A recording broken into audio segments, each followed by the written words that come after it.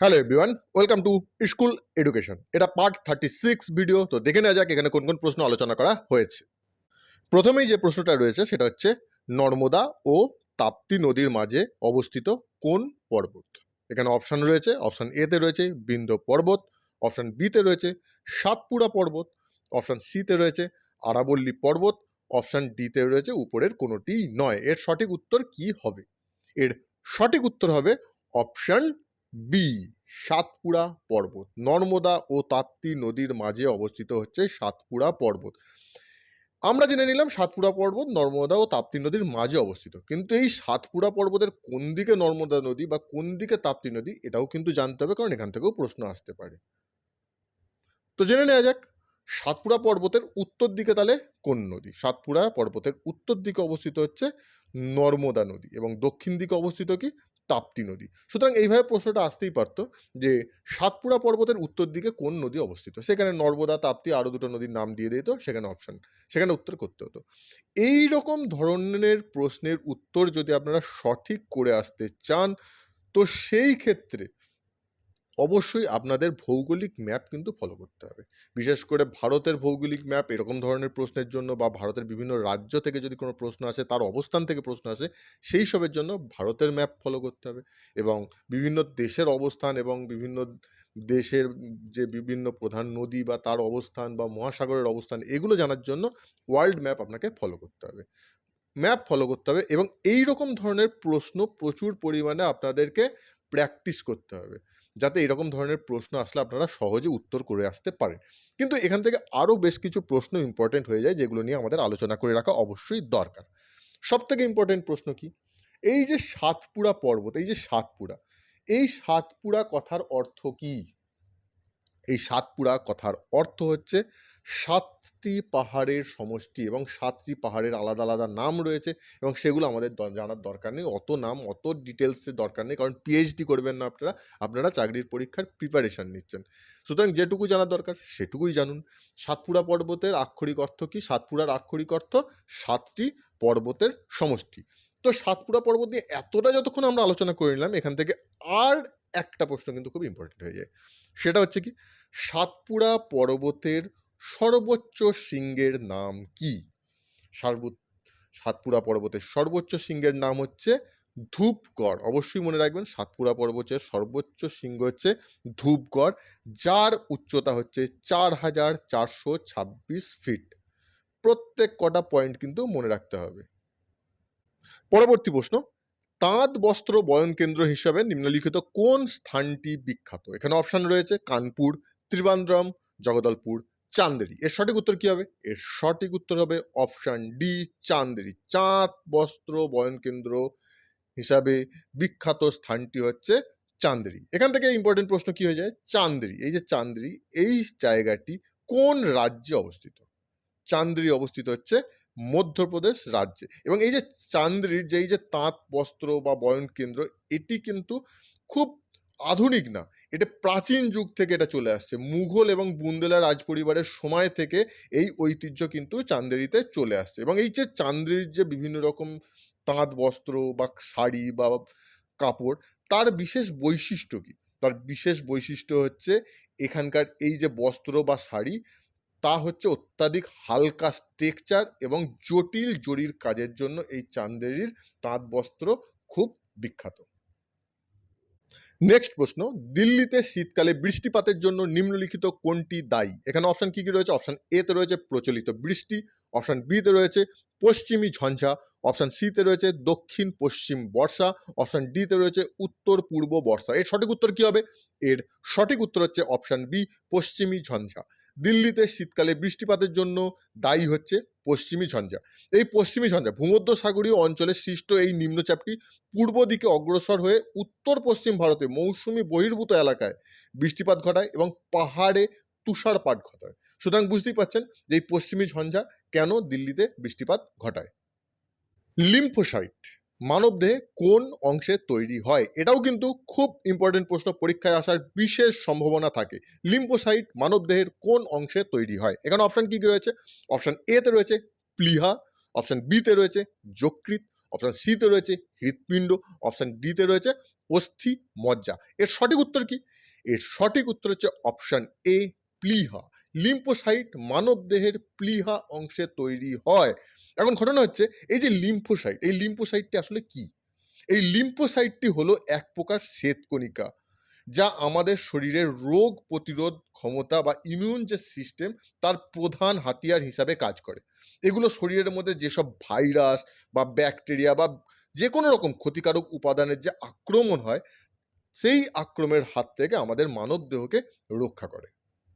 পরবর্তী প্রশ্ন, দাদাভাই নৌরোজি কোন পত্রিকার সম্পাদক ছিলেন? এখানে অপশন কি কি রয়েছে? অপশন এ তে রয়েছে দ্য ভ্যারি, অপশন বি তে রয়েছে দ্য স্পেকটেটর, অপশন সি তে রয়েছে হিন্দু পেট্রিয়ট, অপশন ডি তে রয়েছে দ্য টাইমস অফ ইন্ডিয়া। এর সঠিক উত্তর কি হবে? এর সঠিক উত্তর হবে অপশন এ, দ্য ভ্যারি। কিন্তু এই প্রশ্নটা খুব কনফিউজিং। আপনারা এখান থেকে জানতে পারলেন যে দাদাভাই নৌরোজি দ্য ভ্যারি পত্রিকার সম্পাদক ছিলেন, কিন্তু এই দ্য ভ্যারি পত্রিকাকে আরও দুটো নামে কিন্তু ডাকা হতো বা বলা হতো। সেই দুটি নাম কি কি? একটা হচ্ছে দ্য ভয়েস এবং অপরটি হচ্ছে দ্য ভয়েস অফ ইন্ডিয়া। এই দুটি নামে ডাকা হতো। অর্থাৎ এখানে যদি অপশানে দ্য ভ্যারির বদলে দ্য ভয়েস থাকতো বা দ্য ভয়েস অফ ইন্ডিয়া থাকতো, তাহলে সেক্ষেত্রে সেগুলোও কিন্তু সঠিক উত্তর হতো। সুতরাং সবকটা নামই আমাদের মনে রাখতে হবে। এখন এখান থেকে সবথেকে ইম্পর্টেন্ট প্রশ্ন হয়ে যায় যে এই যে দ্য ভ্যারি বা দ্য ভয়েস অফ ইন্ডিয়া, এই পত্রিকাটি তিনি কত খ্রিস্টাব্দে চালু করেছিলেন? সালটা অবশ্যই জানতে হবে। সালটা হচ্ছে 1855 সাল। 1855 সালে তিনি দুটি পত্রিকা চালু করেছিলেন। একটি হচ্ছে দ্য ভ্যারি বা দ্য ভয়েস অফ ইন্ডিয়া এবং অপরটি হচ্ছে রাস্ট গপ্তার। অবশ্যই মনে রাখতে হবে, অপরটি হচ্ছে রাস্ট গপ্তার। নেক্সট প্রশ্ন খুব ইম্পর্টেন্ট প্রশ্ন, অবশ্যই এই প্রশ্নটার উত্তর আপনাদের মনে রাখতে হবে। সেটা হচ্ছে কি প্রশ্নটা? দাদাভাই নৌরোজি ব্রিটিশ পার্লামেন্টে কোন রাজনৈতিক দলের প্রার্থী হিসাবে নির্বাচিত হন? খুব ইম্পর্টেন্ট প্রশ্ন। এখানে অপশান এতে রয়েছে সোশ্যাল ডেমোক্রেট, অপশান বিতে রয়েছে লেবার, অপশান সিতে রয়েছে লিবারেল, অপশান ডিতে রয়েছে কনজারভেটিভ। এর সঠিক উত্তর কি? এর সঠিক উত্তর হচ্ছে অপশান সি, লিবারেল। তিনি ব্রিটিশ পার্লামেন্টে লিবারেল রাজনৈতিক দলের প্রার্থী হিসাবে নির্বাচিত হয়েছিলেন। এখন প্রশ্ন হচ্ছে যে তিনি এই যে লিবারেল রাজনৈতিক দলের প্রার্থী হিসাবে নির্বাচিত হয়েছিলেন, তিনি কোথা থেকে নির্বাচিত হয়েছিলেন? তিনি নির্বাচিত হয়েছিলেন লন্ডনের ফিন্সবারি সেন্ট্রাল থেকে। লন্ডনের ফিন্সবারি সেন্ট্রাল থেকে তিনি লিবারেল পার্টির প্রার্থী হিসাবে ব্রিটিশ পার্লামেন্টে নির্বাচিত হয়েছিলেন। এবং সালটা অবশ্যই মনে রাখতে হবে। সালটা কত সাল? সালটা হচ্ছে 1892 সাল। অবশ্যই মনে রাখবেন 1892 সাল।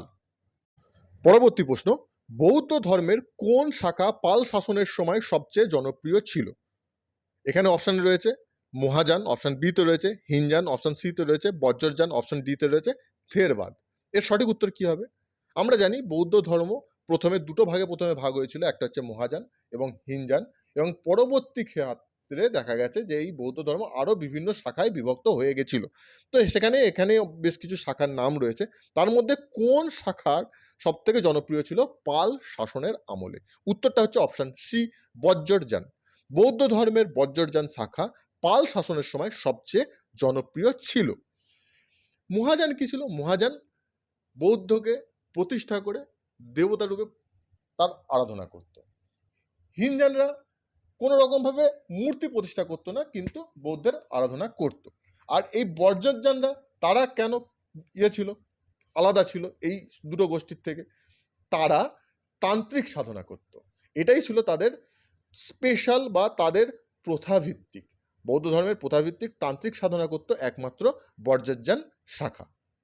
এগুলো কিন্তু মনে রাখতে হবে, এই পয়েন্টগুলো কিন্তু অবশ্যই মনে রাখতে হবে, কারণ এখান থেকে প্রশ্ন আসতে পারে যে বৌদ্ধ ধর্মের কোন শাখা তান্ত্রিক সাধনা করত।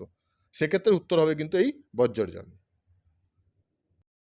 নেক্সট প্রশ্ন, দেবপালের শিলালিপি কোথায় পাওয়া যায়? এখানে অপশন কি কি রয়েছে? অপশন এতে রয়েছে নেপাল, অপশন বিতে রয়েছে মাদ্রাজ, অপশন সিতে রয়েছে বাদাল, অপশন ডিতে রয়েছে বিহার। এর সঠিক উত্তর কি? এর সঠিক উত্তর হচ্ছে অপশন সি, বাদাল। দেবপালের শিলালিপি বাদালে পাওয়া যায় এবং এই শিলালিপি থেকে দেবপালের যে শাসন ব্যবস্থা বা সাম্রাজ্য ছিল তার বিস্তারিত আমরা বিবরণ পেয়ে থাকি। আপনারা এখনো পর্যন্ত আমাদের যদি এই স্কুল এডুকেশন চ্যানেল সাবস্ক্রাইব না করে থাকেন, অবশ্যই সাবস্ক্রাইব করে নিন, যাতে আপনারা আমাদের সঙ্গে যুক্ত থাকতে পারেন, আমাদের প্রত্যেকটা ভিডিওর নোটিফিকেশন পেতে পারেন এবং প্রত্যেকটা ভিডিও দেখে আপনারা আপনাদের চাকরির পরীক্ষার প্রিপারেশন নিতে পারেন। তো অবশ্যই এই চ্যানেল সাবস্ক্রাইব করে নিন। নেক্সট প্রশ্ন, ভারতের মুদ্রানীতি কে পরিচালনা করে? এখানে অপশন কি কি রয়েছে? অপশন এ তে রয়েছে অর্থ মন্ত্রণালয়, অপশন বি তে রয়েছে আরবিআই বা reserve bank of India, option C তে রয়েছে নীতি আয়োগ, অপশন ডি তে রয়েছে বাণিজ্য মন্ত্রণালয়। এর সঠিক উত্তর কি? এর সঠিক উত্তর হচ্ছে অপশন বি, আরবিআই, অর্থাৎ ভারতের মুদ্রানীতি পরিচালনা করে আরবিআই বা রিজার্ভ ব্যাঙ্ক অফ ইন্ডিয়া। এখান থেকে আরবিআই সম্বন্ধে যতক্ষণ আমরা আলোচনা করছি, আরবিআই সম্বন্ধে আরেকটু আলোচনা করে নেওয়া যাক। আরবিআই কবে প্রতিষ্ঠা হয়েছিল? আরবিআই প্রতিষ্ঠা হয়েছিল কত সালে? প্রথমে জেনে নেওয়া যাক। প্রতিষ্ঠা হয়েছিল 1935 সালে, এবং দিনটা কি? 1935 সালের 1 এপ্রিল প্রতিষ্ঠা হয়েছিল আরবিআই বা রিজার্ভ ব্যাঙ্ক অফ ইন্ডিয়া। প্রতিষ্ঠা জানলাম, কিন্তু এখান থেকে আর একটা প্রশ্ন খুব ইম্পর্টেন্ট হয়ে যায় আরবিআই থেকে, সেটা হচ্ছে এই যে আরবিআই, এর জাতীয়করণ কবে হয়েছিল? এর জাতীয়করণ হয়েছিল 1949 সালে। এটা কিন্তু অবশ্যই মনে রাখতে হবে, এই দুটো পয়েন্ট কিন্তু অবশ্যই মনে রাখতে হবে। প্রতিষ্ঠা হয়েছিল 1935 সালে এবং জাতীয়করণ হয়েছিল 1949 সালে, এবং মুদ্রানীতি পরিচালনা করে এই আরবিআই। নেক্সট প্রশ্ন, ব্লু রেভলিউশন কি সম্পর্কিত? এখানে অপশন এ তে রয়েছে দুধ উৎপাদন, অপশন বি তে রয়েছে মাছ চাষ, অপশন সি তে রয়েছে তেলবীজ উৎপাদন, অপশন ডি তে রয়েছে কৃষিজ যন্ত্রপাতি। খুব সহজ প্রশ্ন, এই প্রশ্নটার উত্তর আপনাদের সবার পারা উচিত। এর সঠিক উত্তর হচ্ছে অপশন বি, মাছ চাষ। ব্লু রেভলিউশন মাছ চাষ সম্পর্কিত। তাহলে দুধ উৎপাদন কি টাইপের রেভলিউশন বা কি টাইপের বিপ্লব? দুধ চাষ হচ্ছে শ্বেত বিপ্লব বা হোয়াইট রেভলিউশন। দুটো তো আমি বলে দিলাম। তেলবীজ উৎপাদন কি বিপ্লব বা কি রেভলিউশন? এটা আপনারা কমেন্ট বক্সে জানান, এটা আমি বলবো না, এটা আপনারা কমেন্ট বক্সে জানান। আপনাদের উত্তর যদি সঠিক হয় আমি অবশ্যই আপনাদেরকে রিপ্লাই করব। আর আপনারা অবশ্যই কমেন্ট বক্সে জানান যে তেল বীজ উৎপাদন যে রেভলিউশন, সেটি কি রেভলিউশন, অবশ্যই। পরবর্তী প্রশ্ন, কেন্দ্রশাসিত অঞ্চলের প্রশাসক কি নামে পরিচিত? অবশ্যই এটা আমাদের জেনে রাখতে হবে। এখানে অপশন কি কি রয়েছে? অপশন এ তে রয়েছে অ্যাডমিনিস্ট্রেট, অপশন বি তে রয়েছে চিফ কমিশনার, অপশন সি তে রয়েছে লেফটেন্যান্ট গভর্নর, অপশন ডি তে রয়েছে উপরের সবকটি। এর সঠিক উত্তর কি? এর সঠিক উত্তর হচ্ছে অপশন ডি, অর্থাৎ কেন্দ্রশাসিত অঞ্চলের প্রশাসককে অ্যাডমিনিস্ট্রেটও বলা হয়, চিফ কমিশনারও অনেক সময় বলা হয়, আবার অনেক সময় লেফটেন্যান্ট গভর্নরও বলা হয়। এই প্রশ্নটার উত্তর অবশ্যই মনে রাখবেন, কারণ এইরকম ধরনের প্রশ্ন কিন্তু বর্তমান সময়ে বিভিন্ন পরীক্ষায় কিন্তু আসছে।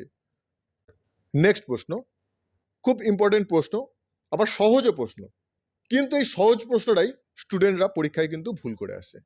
কিভাবে ভুল করে আসে সেটা এখনই দেখতে পাবেন। সংবিধানের খসড়া কমিটিতে প্রস্তাবনা কে উপস্থাপন করেছিলেন? এখানে অপশন এ তে কি রয়েছে? আম্বেদকর, অপশন বি তে রয়েছে সর্দার প্যাটেল, অপশন সি তে রয়েছে বি.এন. রাও, অপশন ডি তে রয়েছে জওহরলাল নেহেরু। সবাই সবার আগে কি দেখবে? সংবিধান, সংবিধানের খসড়া কমিটি, ঠিক আছে? তারপরেই দেখবে অপশন এ তে রয়েছে আম্বেদকর, আর বেশি কিছু দেখবেই না। স্টুডেন্টরা অপশন এ আম্বেদকরে উত্তর করে দিয়ে চলে আসবে, আর সেটা সম্পূর্ণ রকমভাবে ভুল, কারণ সংবিধানের খসড়া কমিটিতে প্রস্তাবন উত্থাপন আম্বেদকর করেননি, করেছিলেন জওহরলাল নেহেরু, অর্থাৎ অপশন ডি এখানে সঠিক উত্তর। সংবিধানের খসড়া কমিটিতে প্রস্তাবনা উত্থাপন করেছিলেন জওহরলাল নেহেরু। যার জন্য বললাম প্রশ্নটা খুব ইম্পর্টেন্ট, প্রশ্নটা সহজ প্রশ্ন, কিন্তু প্রচুর স্টুডেন্ট কনফিউজ হয়ে ভুল উত্তর করে দিয়ে চলে আসে। সুতরাং এই প্রশ্নটার উত্তর অবশ্যই মনে রাখতে হবে। এবং আমাদের যে সংবিধানের যে প্রস্তাবনা তিনি উত্থাপন করেছেন, সেই প্রস্তাবনায় একটা বিস্তারিত প্রস্তাবনা আছে, কিন্তু তার মেন ভিত্তি কি, সেই ভিত্তিটাকেও বলতে পারবেন? ঠিক আছে, আমি বলে দিচ্ছি। সেই ভিত্তিটা হচ্ছে আমাদের যে সংবিধান, সেটি হচ্ছে সার্বভৌম, সমাজতান্ত্রিক, ধর্মনিরপেক্ষ, গণতান্ত্রিক, প্রজাতন্ত্র। নেক্সট প্রশ্ন, IMF বা ইন্টারন্যাশনাল মনিটারি ফান্ড কবে প্রতিষ্ঠিত হয়েছিল? এখানে অপশন কি কি রয়েছে? অপশন এ তে রয়েছে 1944 সালে, অপশন বি তে রয়েছে 1947 সালে, অপশন সি তে রয়েছে 1952 সালে, অপশন ডি তে রয়েছে 1958 সালে। এইরকম ধরনের প্রশ্ন কিন্তু আপনাদের মুখস্থ করে রাখতে হবে, অন্য কোনো রকম ট্রিক্সের মাধ্যমে আপনারা মনে রাখতে পারবেন না। এর দুটোই অপশন, এক হচ্ছে আপনি মুখস্থ করে রাখুন, আর সেকেন্ড অপশন হচ্ছে ঘন ঘন প্র্যাকটিস করুন। এই যে প্রশ্ন উত্তর, এই যে প্র্যাকটিস, এইগুলো যত বেশি প্র্যাকটিস করবেন, এগুলো অটোমেটিক মাথার মধ্যে ঢুকে যাবে। সুতরাং এর মাধ্যমেই কিন্তু আপনাকে মনে রাখতে হবে, এর আদার্স কোনো ট্রিক্স নেই। সুতরাং এর সঠিক উত্তর কি? এর সঠিক উত্তর হচ্ছে অপশান এ, 1944 সালে। অর্থাৎ আইএমএফ বা ইন্টারন্যাশনাল মনিটারি ফান্ড প্রতিষ্ঠিত হয়েছিল 1944 সালে। এখান থেকে আরেকটা প্রশ্ন ইম্পর্টেন্ট হয়ে যায়। এই যে আইএমএফ বা ইন্টারন্যাশনাল মনিটারি ফান্ড আমরা কবে প্রতিষ্ঠিত হয়েছিল জানলাম। এর সদর দপ্তর কোথায়? সদর দপ্তর থেকে কিন্তু প্রশ্ন আসে। বিভিন্ন বড় বড় সংস্থার সদর দপ্তর কোথায় বা ইন্টারন্যাশনাল যে সংস্থাগুলো রয়েছে তার সদর দপ্তর কোথায়, সেগুলো থেকে কিন্তু প্রশ্ন আসে। তেমনই আমাদের এখানে জেনে রাখা দরকার আইএমএফ এর সদর দপ্তর কোথায়। আইএমএফ এর সদর দপ্তর বা হেডকোয়ার্টার অবস্থিত হচ্ছে মার্কিন যুক্তরাষ্ট্রের ওয়াশিংটন ডিসিতে। নেক্সট প্রশ্ন, ভারতের আয়তন পাকিস্তানের কত গুণ? বর্তমান সময়ে কিন্তু দেখা যাচ্ছে এই রকম ধরনের প্রশ্নও কিন্তু পরীক্ষায় আসছে যে ভারতের আয়তন পাকিস্তানের কত গুণ। এখানে অপশান রয়েছে, অপশান এতে রয়েছে 3 গুণ, অপশান বিতে রয়েছে 4 গুণ, অপশান সিতে রয়েছে 5 গুণ, অপশান ডিতে রয়েছে 6 গুণ। আপনারা কতজনের সঠিক উত্তর জানেন? আপনারা যদি জানেন তো খুব ভালো, যদি না জানেন তো উত্তর আমি অবশ্যই বলে দেবো। এর সঠিক উত্তর হচ্ছে অপশান বি, 4 গুণ। ভারতের আয়তন পাকিস্তানের 4 গুণ। ভারতের আয়তন কত? ভারতের মোট আয়তন আনুমানিক 32,87,260 বর্গ কিলোমিটার। সেই ক্ষেত্রে পাকিস্তানের আয়তন কত? পাকিস্তানের মোট আয়তন হচ্ছে আনুমানিক 7,96,095 বর্গ কিলোমিটার। সেই হিসাবে দেখা যাচ্ছে যে ভারতের আয়তন আনুমানিক পাকিস্তানের প্রায় 4 গুণ।